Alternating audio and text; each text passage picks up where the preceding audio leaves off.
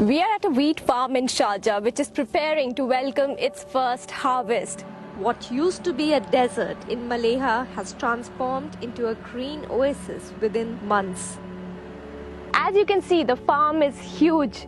It covers 400 hectares, which is about the size of 500 football pitches.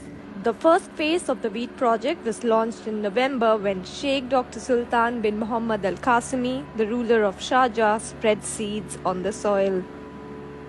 The farm is expected to produce up to 1,700 tons of wheat in March.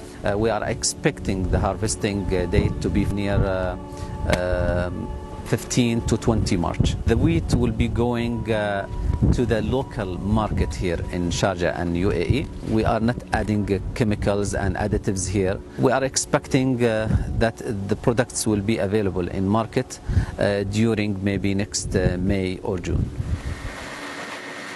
The fields are irrigated using this water reservoir. In a day, up to 60,000 cubic meters are pumped out to the fields using 6 large suction pumps.